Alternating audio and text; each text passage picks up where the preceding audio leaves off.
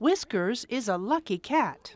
She has a loving family, is well fed and cared for, and has a pal she can play with when she decides to stay in the house.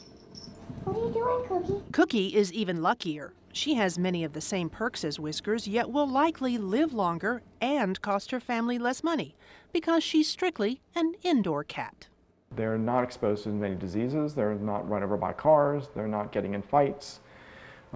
Statistically, they live up to 5 years longer than cats that go outside. It's a huge difference.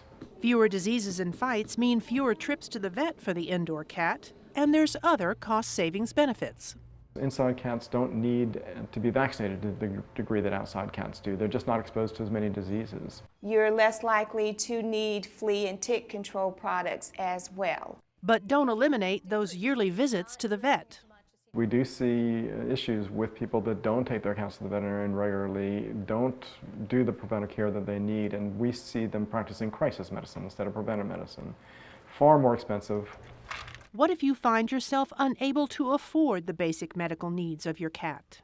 One great contact for finding low-cost or subsidized service is going to be your humane societies. Generally, because we're nonprofit as well, we're well connected with the nonprofits in our area. 4 feet on the floor.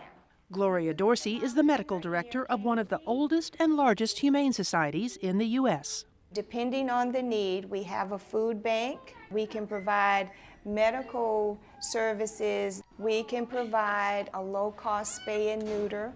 And many times we can provide those services at very modest fees.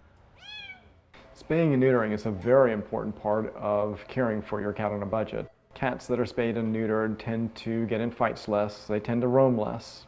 But as well, there are certain diseases like breast cancer that are greatly reduced by spaying and neutering your pet. And there are other ways to save money on your cat. Take toys and treats, for instance.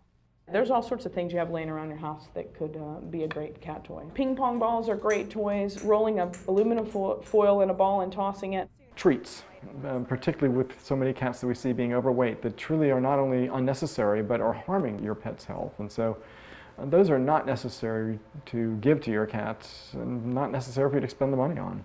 Consider using cat food coupons or visit pet supermarkets and warehouse suppliers to buy in bulk, but don't skimp on the quality of your cat's food.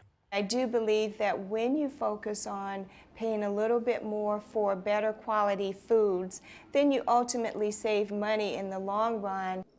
To keep your cat healthy and happy, don't forget to lavish them with love and attention. It costs you nothing, but to your cat, it's priceless.